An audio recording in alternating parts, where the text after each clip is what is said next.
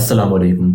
Pakistan versus New Zealand के 5 match की T20 series में फाइनली हम लोगों को थर्ड मैच में जाके विन मिलती है। हसन नवाज एक बहुत ज़बरदस्त इनिंग खेलते हैं, लेकिन चौथे मैच में भी हम लोगों का मुकद्दर लर्न ही था।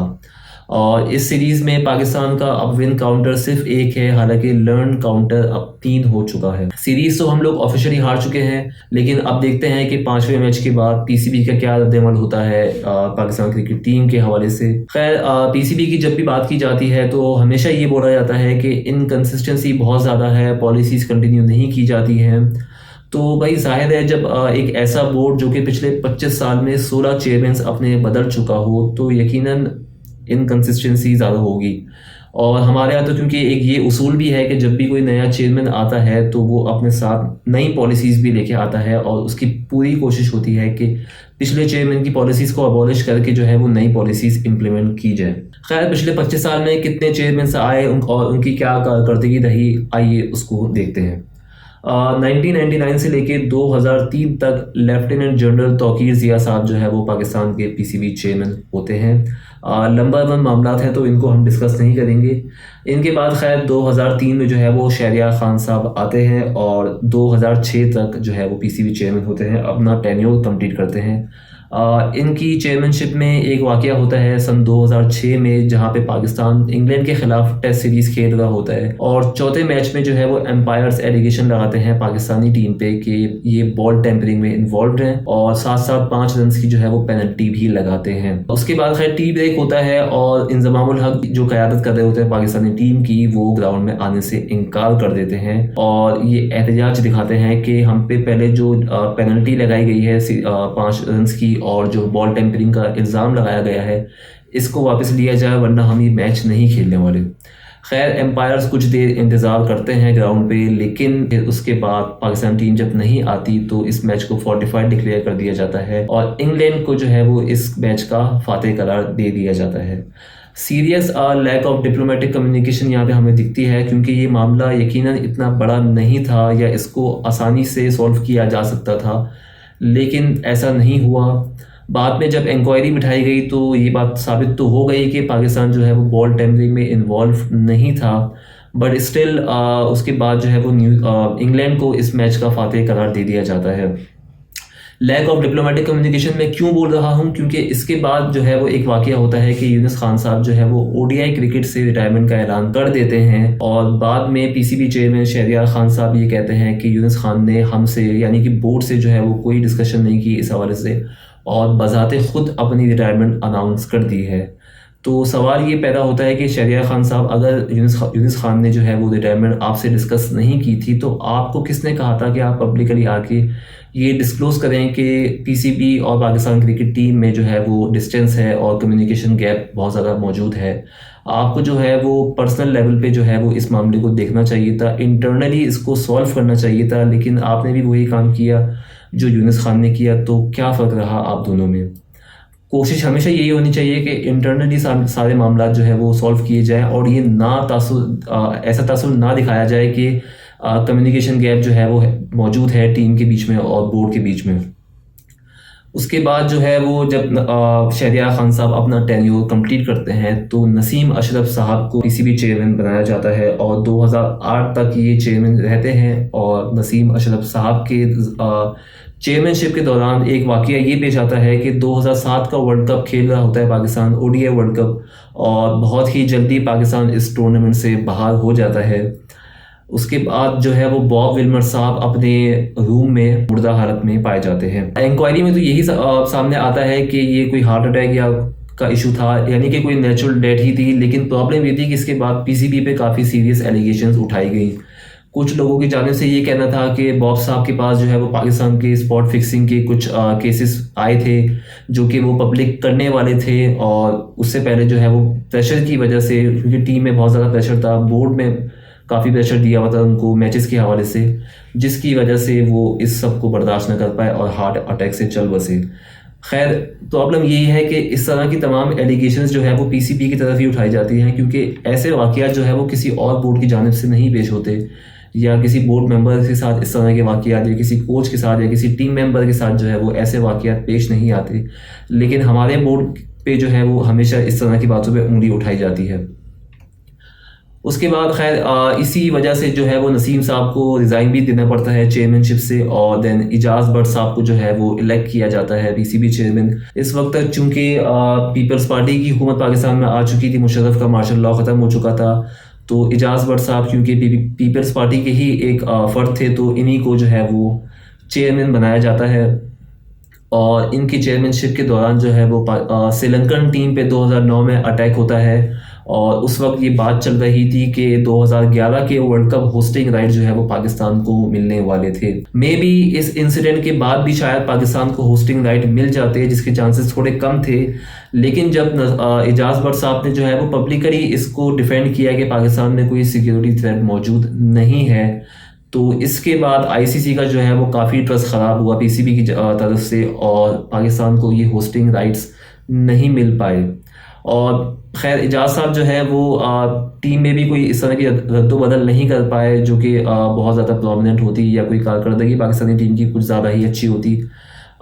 2009 का वर्ल्ड कप तो हम जीतते हैं, लेकिन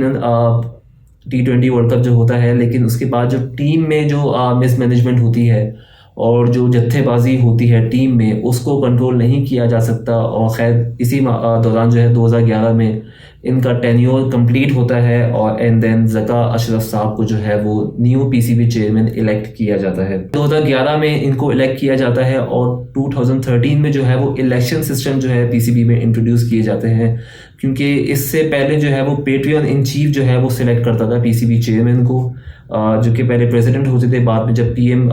बने, पीएम को ज़्यादा पावर मिली, तो पीएम जो है वो पेट्रियन इन चीफ बना। तो चूँकि आसिफ अली जरदारी साहब उस वक्त जो है वो प्रेसिडेंट थे, तो उन्होंने ही जो है वो ज़का अशरफ साहब को 2011 में सिलेक्ट किया। एंड देन 2013 में जब इलेक्शन सिस्टम इंट्रोड्यूस किए गए और मई के महीने में ये इलेक्शंस होते हैं, तो सरप्राइजिंगली ज़का अशरफ साहब ही जो है वो पाकिस्तान के पहले इलेक्टेड पीसीबी चेयरमैन बनते हैं। लेकिन शायद किस्मत थोड़ी ख़राब थी इनकी। 2 से 3 हफ्ते बाद ही इस्लामाबाद हाई कोर्ट ने जो है वो ज़का अशरफ साहब को सस्पेंड कर दिया, ये खदशा जाहिर करते हुए कि जो इलेक्शंस हुए हैं उनमें शायद कोई लीकिंग हुई है, और डूबियस इलेक्शन कह के ज़का अशरफ साहब को जो है वो सस्पेंड कर दिया गया, और नजम सेठी साहब को पीसीबी का इंटरिम चेयरमैन अपॉइंट किया गया, क्योंकि इस वक्त तक पीएमएलएन की हुकूमत आ चुकी थी, और आप सबको पता है कि जिस पार्टी की हुकूमत होती है उसी पार्टी का ही चेयरमैन पीसीबी को दिया जाता है। तो उस वक्त तक नजम सेठी साहब जो थे वो पीएमएलएन के थोड़े क्लोज थे, तो चेयरमैनशिप भी पीसीबी की जो है वो नजम सेठी साहब को ही दी जाती है, जो कि इंटरिम चीफ होते हैं उस वक्त तक। लेकिन फिर नेक्स्ट ईयर 2014 के स्टार्ट में ही, जनवरी के महीने में, इस्लामाबाद हाई कोर्ट ये ऐलान करती है कि जिस तरीके से ज़का अशरफ साहब को हटाया गया था वो ठीक नहीं था, और उन पे जो इलेक्शन रिगिंग के इल्ज़ामात लगे थे उसको भी खारिज कर दिया, और ज़का अशरफ साहब ऑफिशियली 2014 में री इंस्टेट कर दिए जाते हैं इस्लामाबाद हाई कोर्ट की जानिब से। बट उस वक्त नवाज़ शरीफ जो है वो इस चीज़ से खुश नहीं होते, और वो अपनी पेट्रियन इन चीफ की पावर का इस्तेमाल करते हुए उसके कॉन्स्टिट्यूशन को डिमोलिश करते हैं, और नजम सेठी साहब को दोबारा से इंटरिम चीफ लगाते हैं पीसीबी का, और ये ख्वाहिश इजहार करते हैं कि हम इसको फ्रेश इलेक्शन के लिए हमने ये किया है ताकि ट्रांसपेरेंसी को इंश्योर किया जा सके। खैर फैब में नजम सेठी साहब सिलेक्ट होते हैं, और मई तक वो इलेक्शंस नहीं करवा पाते, तो 2014 मई के महीने में जस्टिस जमशेद अली शाह साहब को जो है वो पीसीबी चेयरमैन इलेक्ट किया जाता है, और जस्टिस साहब जो हैं वो 2 महीने बाद इलेक्शंस फाइनली करवा देते हैं। देन शहरियार खान को जो है वो पीसीबी चेयरमैन ऑफिशियली इलेक्ट किया जाता है पीसीबी की जानिब से। और खैर शहरियार खान साहब के ज़माने में भी कुछ ख़ास नहीं हो पाता। खैर ये अपना टेन्योर तो मुकम्मल कर लेते हैं, और इनके बाद जो है फाइनली नजम सेठी साहब को मौका मिलता है इलेक्टेड चेयरमैन बनने का, ना कि इंटरिम चेयरमैन बनने का। और 2017 अगस्त में जो है नजम सेठी साहब चेयरमैन तो बन जाते हैं, लेकिन किस्मत थोड़ी ख़राब होती है इनकी, क्योंकि नेक्स्ट ईयर 2018 में इलेक्शंस होते हैं पाकिस्तान में, और पीटीआई की हुकूमत आ जाती है। तो अब नजम सेठी साहब पीटीआई के तो नहीं थे, तो चेयरमैनशिप भी इनके हाथ से चली जाती है, और एहसान मानी साहब को जो है वो पीसीबी चेयरमैन इलेक्ट किया जाता है पीटीआई की जानिब से। और एहसान मानी साहब जो है वो आते ही 2019 में एक बहुत ज़बरदस्त काम करते हैं कि वो डिपार्टमेंटल विकेट को डिमोलिश कर देते हैं, और एक नया सिस्टम इंट्रोड्यूस करते हैं जहाँ पे प्रोविंशियल टीम्स होंगी, और सिर्फ 6 टीमें जो है वो उस सिस्टम में होती हैं। बलूचिस्तान, सेंट्रल पंजाब, खैबर पख्तूनख्वा, नॉर्दर्न सिंध और सदर्न पंजाब। और इसकी वजह से जो है वो ख़ासा नुकसान होता है डिपार्टमेंटल क्रिकेट को। डोमेस्टिक लेवल पे जो है वो काफ़ी नुकसान होता है पाकिस्तान क्रिकेट को, और काफ़ी सीरियस जो है वो सवालात किए जाते हैं एहसान मानी साहब से कि ये डिपार्टमेंटल क्रिकेट क्यों ख़त्म की गई है, क्योंकि इसके रिज़ल्ट में ये निकला कि जो बहुत से क्रिकेटर्स जिनको स्टेबल जॉब्स मिली हुई थी उस वक्त तक, उनको उन जॉब से हाथ धोना पड़ा। उनको जो है मजबूर किया गया जो कि क्रिकेट खेलना छोड़ दिया जाए, और लो पेइंग जॉब्स जो है वो करने पे उनको मजबूर किया गया। इन शॉर्ट आपका जो डोमेस्टिक क्रिकेट का पूरा स्ट्रक्चर था उसको ख़राब कर दिया गया।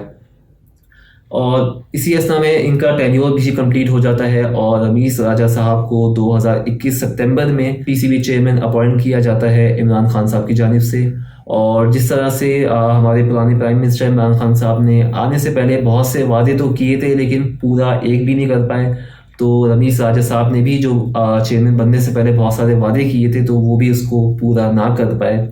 और जो सबसे ज़बरदस्त कारनामा ये अंजाम देते हैं कि 2022 के जो वर्ल्ड कप चल रहा होता है T20 का, उसके फाइनल मैच से चंद दिन पहले ये ऐलान करते हैं कि वर्ल्ड कप के बाद जो प्लेयर्स हैं उनकी परफॉर्मेंस इवैल्यूएशन की जाएगी। अब जहाँ पे एक जानिब प्लेयर्स जो है वो ये टेंशन लेके बैठे हुए थे कि फाइनल में इंग्लैंड को फेस करना है, उनके दिमाग में एक और टेंशन आ गई कि अब वर्ल्ड कप के बाद परफॉर्मेंस इवैल्यूएशन होगी और अगर इवैल्यूएशन अच्छी नहीं निकली तो टीम से बाहर भी हो सकते हैं। खैर रिजल्ट यही निकलता है कि पाकिस्तान वो वर्ल्ड कप हार जाता है, और इस परफॉर्मेंस इवैल्यूएशन को इस ऐन मौके पे ऐलान करने का क्या मकसद था ये हमें आज तक ना पता चल सका। खैर 2022 में जो है फिर वो रमीज़ राजा को पीसीबी चेयरमैनशिप छोड़नी पड़ती है, और फिर नजम सेठी साहब को जो है वो दोबारा से इंटरिम चीफ लगाया जाता है पीसीबी का, क्योंकि उस वक्त तक पीटीआई की हुकूमत गिर चुकी थी और पीडीएम की हुकूमत चल रही थी। तो ऑब्वियसली पीडीएम में जो सबसे बड़ी पार्टी थी वो नून लीग थी, तो पीसीबी चेयरमैन भी नून लीग का ही होगा। खैर दिसंबर 2022 से जून 2023 तक जो है वो नजम सेठी साहब इंटरिम